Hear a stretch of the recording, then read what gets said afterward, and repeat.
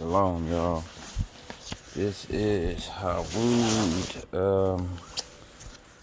I would lift my phone up, but my my area where I was building my computer is so junky. I got hard tubing all over the table, fittings, wires. There's all types of shit everywhere. So I gotta straighten it all up and everything. Put everything back in my little boxes and stuff that I got. So I'm not even gonna do that right now. So y'all just gonna be in the dark for the day, unless, let me see, I might be able to do you a stand or something with the face of a book. But besides that, yeah, ain't gonna be too much of anything going on. All right, that's the best I could do. All right, so here's one of the books I got. It is called Uncovering the New World. Columbus created. You hear the bullshit, right? All right, here we go. Chapter 1, 2, Monuments. The seams of Pangea. If you know what the seams are, the ley lines. Just like Judah was talking about. Although it had just finished raining, the air was hot and close. Nobody else was in sight. The only sound other than those from insects and gulls was the staticky low crashing of the Caribbean waves. Around me, on the sparsely covered red soil, was a scattered of rectangles laid out by lines of stone. The outlines of now vanished buildings revealed by archaeologists. Cement pathways streaming faintly from the rain between them. One of the buildings had more imposing walls than the others. The researchers had covered it with a new roof, the only structure they had chosen to protect from the rain. Standing like a sentry by its entrance was a hand lettered sign, Casa, what it is, Al Marte, Admiral's House. It marks the first American residence of Christopher Columbus, Admiral of the Ocean Sea, the man whom generations of school children have learned to call discoverer of the New World. Thief La Isabella, as the community was called, is situated on the north side of the great Caribbean islands of Hispaniola, in what is now the Dominican Republic. Sorry. It was the initial attempt by Europeans to make a permanent base in the Americas. To be to be precise, La Isabella marked the beginning of the conquistador European settlement. Hold on, y'all. I'm uncomfortable here.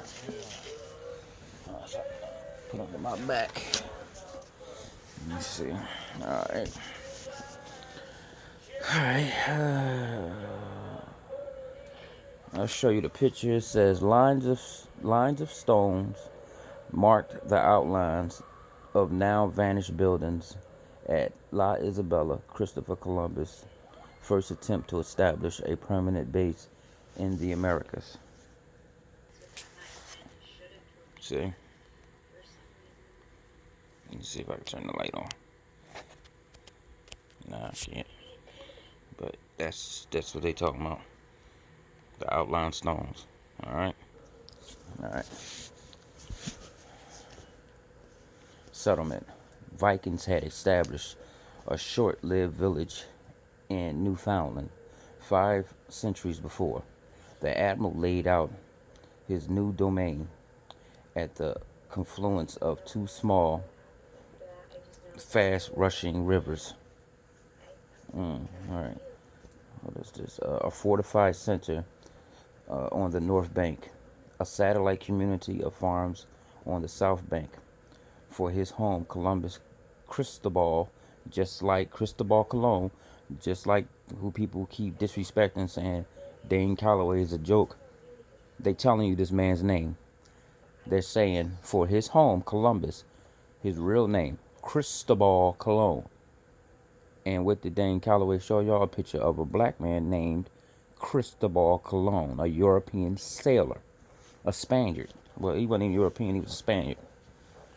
To give him the name he answered to at the time, chose the best location in town, a rocky promontory in the northern settlement, right at the water's edge. His house was situated perfectly to catch the afternoon light. Today, La Isabella is almost forgotten. Sometimes a similar fate appears to threaten its founders. Cologne is by no means absent from history textbooks, of course, but in them he seems to lose less admirable and important. He was a cruel, deluded man, today's critics say, who stumbled upon the Caribbean by luck, an agent of imperialism. He was in every way a calamity for the Americas' first inhabitants. Yet, a different but equally contemporary perspective suggests that we should continue to take notice of the admiral of all the members of humankind who have ever walked the earth. He alone inaugurated a new era in the history of life. Give me a second, y'all. Let me turn this light on. Give me a second. All right, y'all, my fault. I can see better now. All right, the King and Queen of Spain, Fernando, Ferdinand the second, and Isabel the first, backed Cologne's first voyage grudgingly. Transoceanic travel in those days was heart-stoppingly expensive and risky, the equivalent perhaps of space shuttle flights today. Despite relentless pestering, Cologne was able to talk the monarchs into supporting his scheme only by threatening to take the project to France. He was riding to the frontier. A friend wrote later when the Queen sent a court bailiff post haste to fetch him back. The story is probably exaggerated. Still, it is clear that the sovereigns what is it? Let me find this word. Reservations. That's a reservation. Oh my God, well, it was broken up. Reservations drove the admiral to whittle down his expedition, if not his ambitions, to a minimum. Three small ships, the biggest may have been less than 60 feet long, a combined crew of about 90. Cologne himself had to contribute a quarter of the budget, according to the collaborator, probably by borrowing it from the Italian merchants. Everything changed with his triumphant return in March of 1493, bearing golden ornaments, brilliantly colored parrots, and as many as 10 captive Indians, 10 captive Hebrews, Negroes. The king and queen, now enthusiastic, dispatched Cologne just 6 months later on a second, vastly larger expedition. 17 ships, a combined crew of perhaps 1,500, among them a dozen or more priests charged with bringing the faith. Bringing the law. The faith to these new lands because the admiral believed he had found route to Asia. Yeah, he did. See, let me explain something to y'all. When they telling you that he said he went to Asia, that's true. Because this land that they sit here and lie to you and tell you it's called Asia Minor. So what they was writing was true, but what they did was teach you something different. So you won't know that the land masses are still the same. Nothing's changed. They are big liars. Just like the Most High says, they wake up lying, sleep lying, born lying. Because that's what they are. He was sure that China and Japan and all their opulent goods were only a short journey beyond. See, now right here, they just stuck a little lie up in there, to twist you up. But this landmass, it's one half of the earth. Matter of fact, one half in like a eighth of the earth on this old map belongs to us, and they only get 2/4, 1/4 and another quarter. The rest of the earth belongs to us. I don't even think it's a quarter. You probably like 3/8 or something like that. But that's something for another day. I'm gonna try to get the picture of the map. Or if you watch Lex Will's videos, the ones he did the other day, he has a picture of the map, the round map, with the top end is Asia Minor and the bottom end is Africa, and the other one, that the top end is all ours, with half of the bottom or whatever. All right, so where was I at? Okay, and okay, got that. All goods were only a short journey beyond. The goal of this second expedition was to create a permanent bastion for Spain in the heart of Asia. Hey, you hear this, right? So if he thought he went to Asia, why is they still saying Asia? They would have realized they want one in China by now. They knew where they were going. A headquarters for further exploration and trade. I mean theft. Oh no, that's trade. I thought that said theft. I'm sorry. The new colony predicted one of its founders will be widely renowned for its many inhabitants, its elaborate building, and its magnificent walls. Instead, La Isabella was a catastrophe, abandoned barely 5 years after its creation. Over time, its structure vanished. There were their their very stones stripped the, to build other more successful. They probably stole one of our buildings. Motherfuckers is something else, man. Successful towns.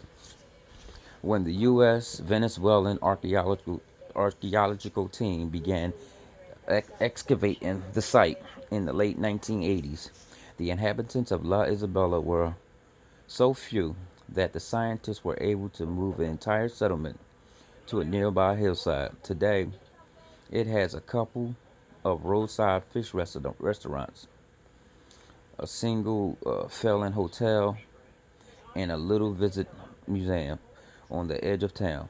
A church built in 1994 was already showing signs of age. Commemorates the first Catholic Mass celebrated in America. The first Satanic Mass celebrated in America. Uh, Sorry, that's Catholic. Sorry, y'all. Watching the waves from the Admiral's ruined home, I could easily imagine disappointed tourists thinking that the colony had left nothing meaningful behind.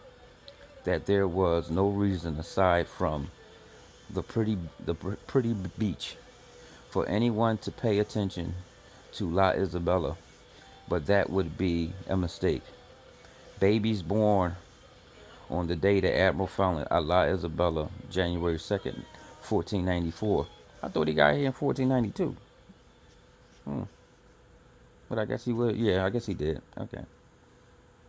Okay. 1494 came into a world in which directed trade and communication between Western Europe and East Asia. But I thought They still don't know. They said, remember, they said they thought they was in China, right? So they didn't know the place that they saying that we're in. They still didn't know. They still think they in Asia, which they know they in Asia, but they tell you something different. They being slick, right? They something else. And the Eastern and Western Hemisphere were almost entirely ignorant of each other's very existence. That's a fucking lie. By the time those babies had grandchildren, see, listen, the reason why they telling you that they didn't know of each other is because in the 1200s, these wicked demonic people came out of hell, pretty much out of the Caucasus Mountains, the caves, right? From out of the earth. If you live in a cave, you're in the earth, right?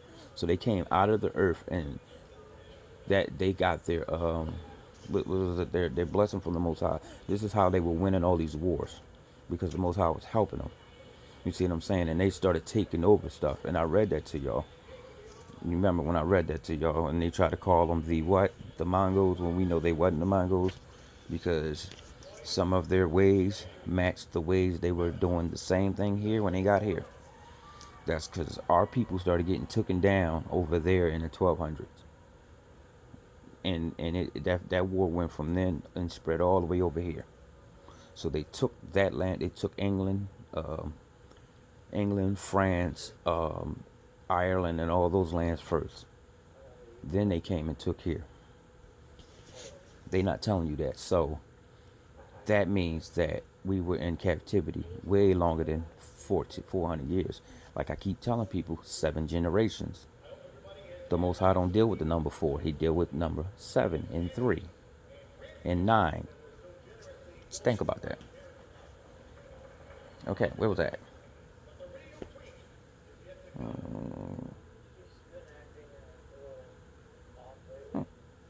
I lost where I was at, y'all. Hold on. Okay. Almost entirely ignorant for each other's very existence. By the time those babies had grandchildren, slaves from Africa mined silver in the Americas. Big fucking lie. The indigenous of this land mined silver in their own land for sale to China. Spanish merchants waited impatiently for the latest shipment of Asian silk and porcelain from Mexico, and Dutch sailors traded cowrie shells from the Maldive Islands in the Indian Ocean. Now, so you telling me they told you the slave trade started in the 1600s? This was going on in 1400s. So they lied then, because they just said slaves from Africa. But you already know the writer's lying. He's trying to go with the story. For human beings in Angola on the coast of the Atlantic, tobacco from the Caribbean, in what is this? Ensorcelled the wealthy and powerful. Whoa, whoa, whoa, whoa! Wait a minute! Wait a minute! I just found another lie. Didn't they tell you tobacco came from Africa? Remember? Y'all remember that, right? Leopold, he was killing the Africans. Remember, cutting their hands off and stuff. Tobacco came from the Caribbean. Lying ass people. I tell you, most I told you, this land is milk and honey. That's why they telling you, oh, this stuff come from here. This stuff come from over here. They know everything coming from here. Lying bastards. And powerful in Madrid, Madras, Mecca, and Melena. I can't say the word. Group smoke ends by violent young men in Edo, Tokyo, who soon led to the formation of 2 rival gangs, the Bramble Club and the Leather Breeches Club. The Shogun jailed 70 of their members, then banned smoking. Damn, it seemed like I jumped all the way somewhere else, but I didn't.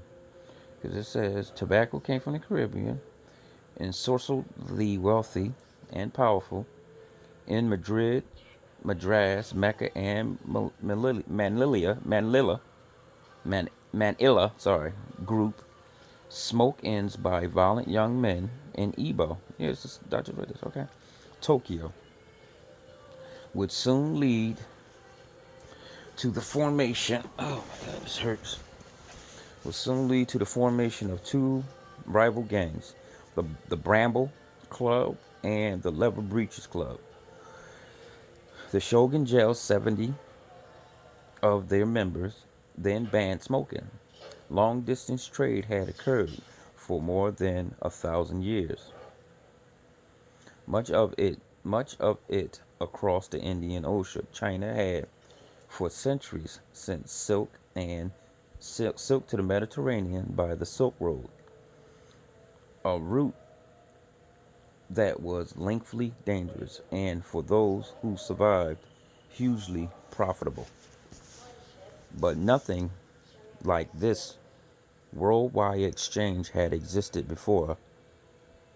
That's a lie. Still less sprung up so quickly. The reason why they saying it didn't exist because they were not involved in it.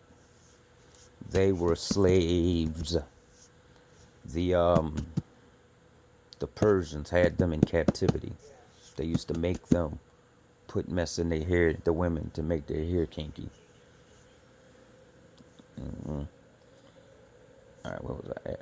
Quick, okay. Or function so constantly. No previous trade networks included both of the globe's two hemispheres, nor had they operated on the scale large enough to disrupt societies on opposite sides of the planet. No, it's not that. It's that you had a people that came that was so greedy that they made a wealthy or a town that was pretty much working together. They turned the leaders of the town to greedy men because they took everything and had people fighting for crumbs. So that's why they impacted everything, because these greedy motherfuckers was taking everything for themselves. Opposite sides of the planet. By founding La Isabella, Colon initiated permanent European occupation in the Americas. See, at least they telling the truth about that. And in so doing, he begun the era of globalization, the single turbulent exchange of goods and services that today engulfs the entire habitable world. That's why the Most High putting this shit to a stop. Newspapers usually describe globalization in purely economic terms, but it is also a biological phenomenon. Indeed, from a long-term perspective, it may be primarily a biological phenomenon. 250 million years ago, the world contained a single landmass. Oh my God, here what they fucking lies. 12,000 years ago, the world contained a single landmass known to scientists as Pangea. 12,000 years ago. Ain't no goddamn billion years. Shut up, lying bastards. Geological forces broke up the vast expanse. The Most High separated the vast expanse during the time of Peleg. Oh, my fault. Expanse, splitting Eurasia and the Americas. These motherfuckers, boy, they some liars, ain't they? Over time, the two divided halves of Pangea developed widely different suits of plants and animals before Cologne a few venturesome land creatures. Here, let me see. How did that go? Pangea developed widely different suits of plants. The Promised Land had different suits of plants and animals. Before Cologne, few venturesome land creatures had crossed the ocean and established themselves on the other side. Most were insects and birds, as one would expect, but the list also includes, surprisingly, a few farm species, bottle groats, coconuts, Sweet potatoes, no, all this shit y'all took over there. Stop lying. The subject today of scholarly head scratching. Otherwise, the world was sliced into separate ecological domains. Cologne's signal accomplishment was, in the phrase of historian Alfred W. Crosby, to reknit the seams of Pangea. After 1492, the world's ecosystem collided and mixed as European vessels carried thousands of species to new homes across the ocean. Just like I said, lying bastards. The Columbian Exchange, as Crosby called it, is the reason there are tomatoes in Italy. Like I said, oranges in the United States. Oranges always been in the United States, and they always been in Florida. Chocolate in Switzerland, nope, came from the United States. Chili peppers in Thailand came from the United States. The ecologist of Columbian Exchange was arguably the most important event since the death of the oh my god, death of the dinosaurs. You mean certain dragons got destroyed? That's what you're talking about? But they don't understand most of these land dragons are in the earth. They're right in the earth, right there. They're about to come out. Unsurprisingly, this vast biological upheaval had repercussions on humankind. Crosby argued that the Columbian Exchange underlines much of the histories we learn in the classroom. It was, you mean much of the bullshit y'all tell in the classroom. Oh, let me finish. Hold on. Let me get that word right. In the classroom. It was like an invisible wave sweeping along the kings and queens, peasants and priests, all unknowing. The claim was controversial indeed. Crosby manuscript, rejected by every major academic publisher, ended up being published by such a tiny press that he once joked to me that his book had been distributed by tossing it on the streets and hoping readers happened on it. But over the decades since he coined the term, a growing number of researchers have come to believe that the ecological, paroxysm set off by Cologne's voyage, as much as the economic convulsions he began, was one of the establishing events of the modern world. On Christmas Day, 1492, Cologne's first voyage came on an abrupt end when his flagship, the Santa Maria, ran around off the northern coast of Hispaniola, because his two remaining vessels, the Nina and Pinta, were too small to hold the entire crew.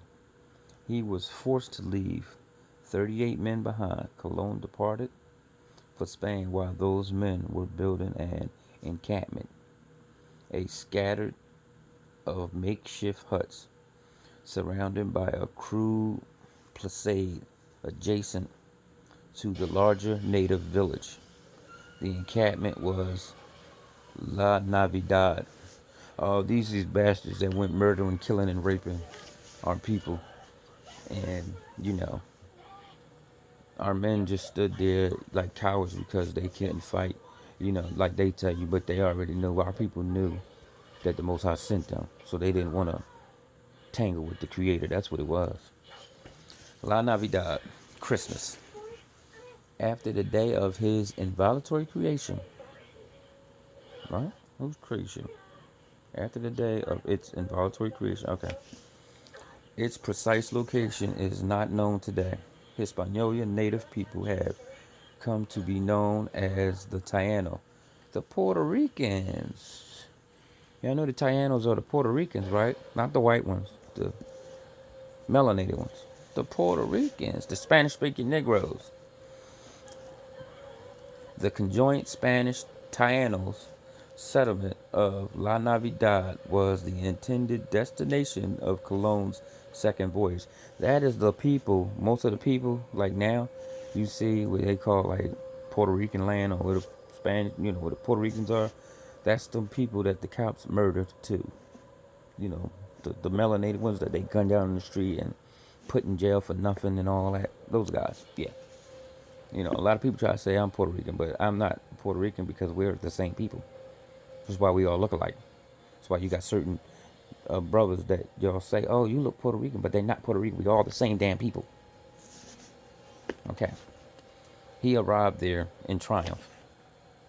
The head of flotilla, his crewmen swarming the shrouds of their eagerness to see the new land on November 28, 1493, 11 months after he had left his men behind. He found only ruin. Both settlements, Spanish and Taino, had been razed. Sorry. We saw everything burnt and the clothing of Christians lying in the weeds. The ship's doctors wrote. Nearby Taino showed the visitors the bodies of 11 Spaniards covered by the vegetation that had grown over them. The Indians said that the sailors had angered their neighbors by raping some women, like I said, and murdered some men.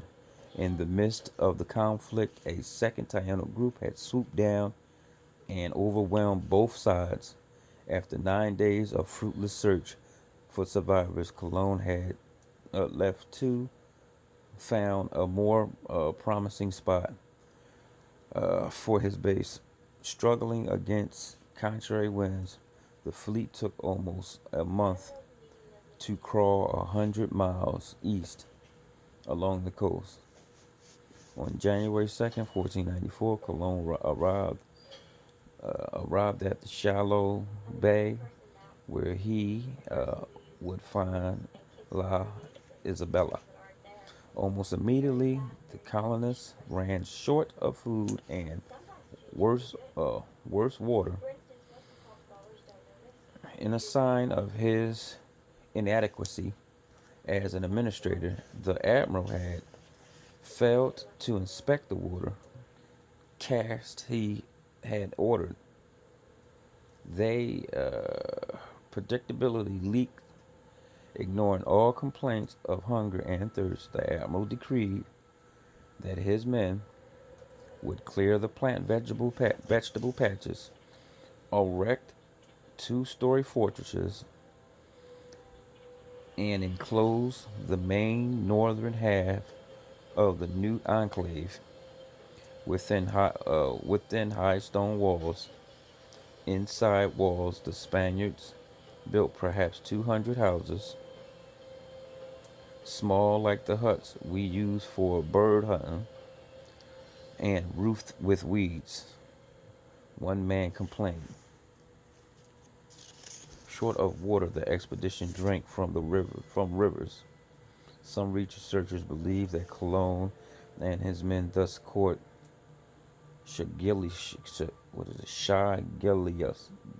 or something like that, a disease caused by a feces-borne bacterium native to American tropics in reaction to the, I don't even know, they don't even have the rest of it. I have no idea, but bacterium is at the bottom. So, wait a minute. So the natives could drink the water, but they couldn't. Okay.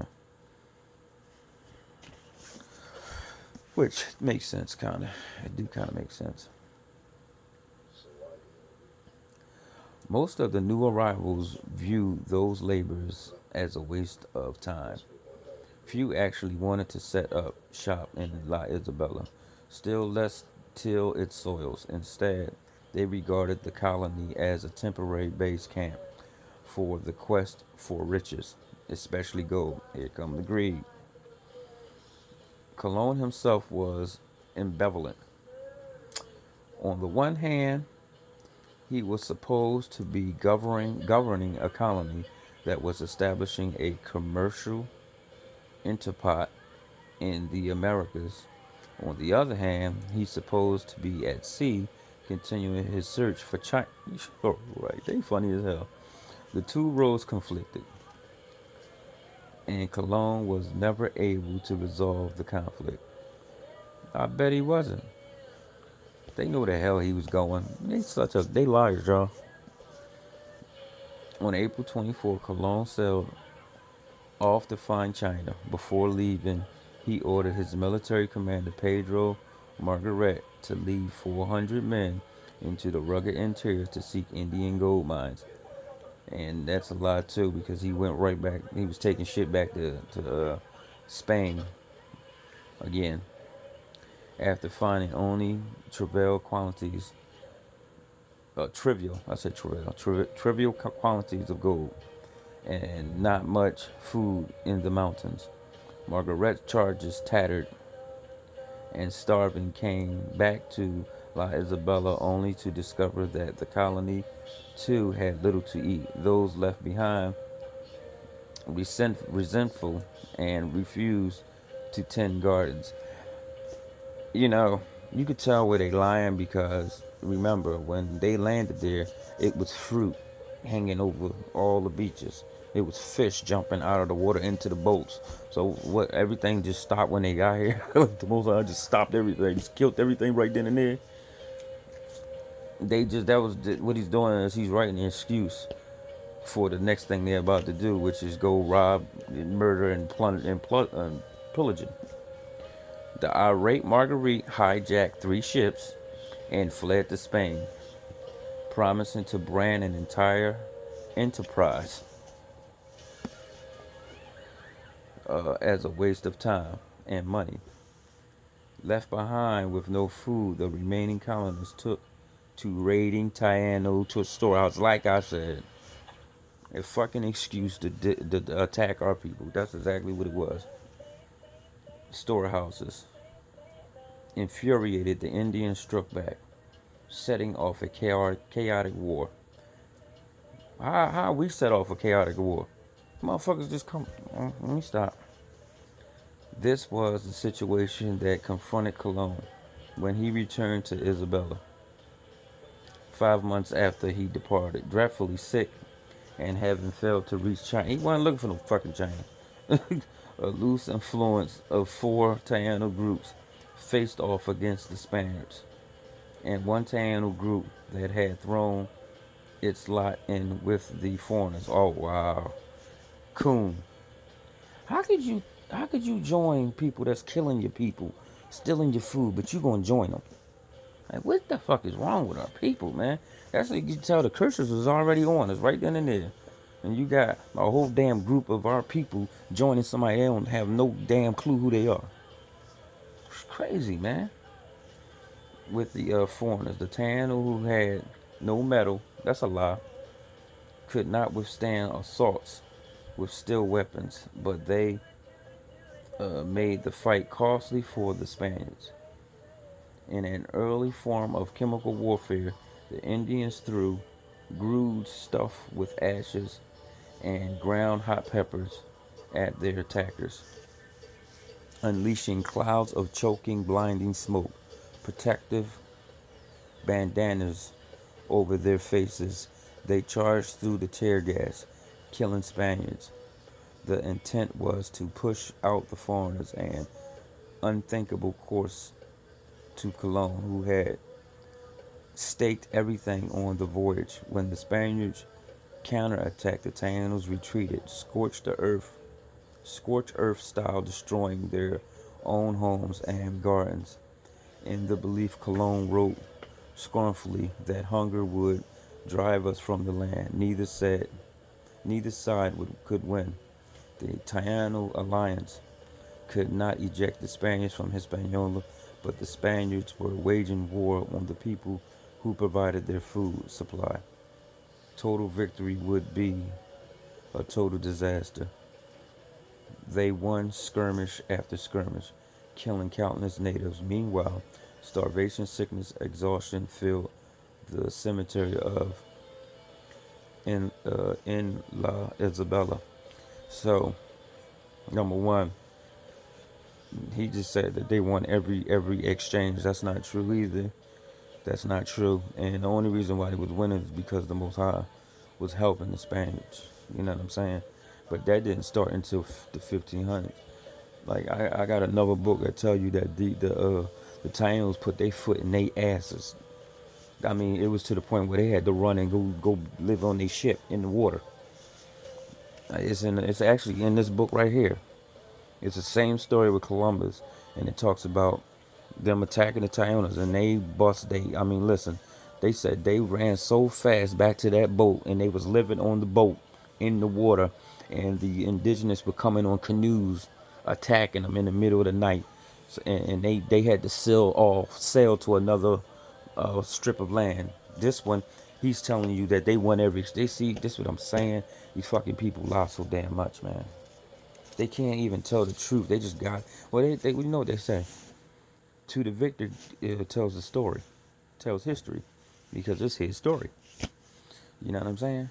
So, you know what? I'm gonna make a promise to y'all, man. Tomorrow, I'm gonna finish. I'm gonna get back in this book tomorrow night, and I'm gonna read some more, and I might jump into this one too.